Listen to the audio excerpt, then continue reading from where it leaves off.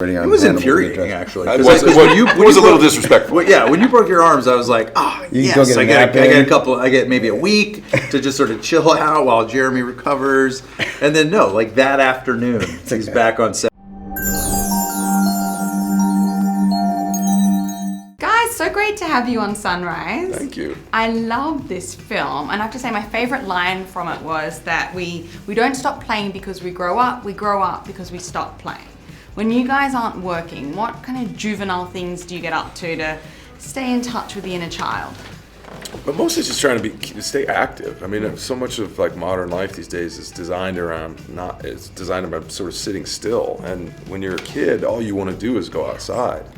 At least back in the old days before we were surrounded by screens and video games and internet and whatnot. But so I try to stay as active as I can. I still play on a baseball team. I play tennis. I hike. I do as much stuff outside as I can because it just makes me feel connected to myself and the world and my community, and it's just really nice. Now, Jeremy, I was pretty surprised to hear that you, one of the biggest action stars of our time, really injured yourself pretty seriously filming a movie about tag. Mm-hmm. You're not a superhero. You're playing tag. Yeah. What happened? Yeah, I kind of feel terrible about that.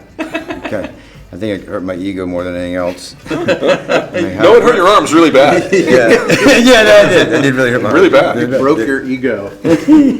What did you injure? Did you break both arms? No, I broke the radial, so elbowish kind of. You don't really have an elbow, but yeah, the radial and the wrist were broken. And back to work the same day. Yeah. What? So it slowed us up for a minute, but literally 1 minute. Yeah, he was back to work in a matter of hours. It was crazy. Yeah, I was waiting on. It was infuriating, actually. It was a little disrespectful. When you broke your arms, I was like, yes, I get maybe a week to just sort of chill out while Jeremy recovers. And then that afternoon, he's back on set. I'm like, yeah, there goes all your plans.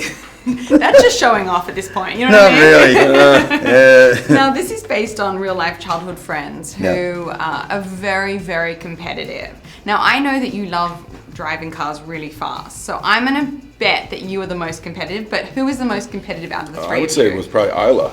Hardcore. Yeah. I mean, in everything, she goes full tilt boogie. Yeah. How so? What's that like? Well, she's a live wire. I mean, that's it's what's so great about working with her. But we had a lot of improv stuff on there, so like any comics, you just want to get the best one in or crack somebody up, and that was always a pretty fun way to deal with stuff. But out of you three, who's the most competitive?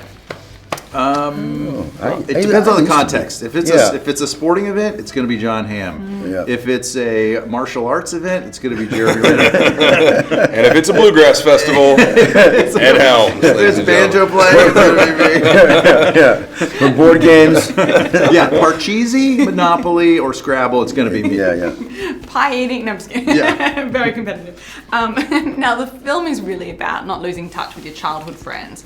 All three of you are so incredibly successful. Is it weird, staying in touch with those, buddies you had when on the way to meet you for a beer, they might drive past a poster, a billboard of you in a film? How do you maintain that? I think it's just a matter of, those relationships with people who you've known for your whole life are, and celebrity whatever notwithstanding, I think it's just important for everyone to feel connected to their past and connected to who they were and who they've become, and to kind of have a yardstick to measure yourself against. And I don't know, my friends, a lot of my friends just are great at keeping me humble by reminding me what a dork I really am all the time. So it's a good thing. It's important. Yeah. Is it the new friends you meet, post kind of Hollywood, as opposed to your childhood friends that knew you as the dork that you are or were? Are you kind of a little bit guarded about, what their motivation might be when, they... Well, sure. I think also it's like any people, we meet a lot of people in this business too, and you oftentimes it's in passing or it's intense, but it's short-lived, and you do. It's hard, as I said, to not have that kind of yardstick to measure reality or what's honest or real. It's difficult, but it's not impossible. It's nice to be open to meeting people and we are in an industry that's full of incredibly talented and interesting and dynamic people. So to kind of shut yourself off from that is probably doing yourself a disservice.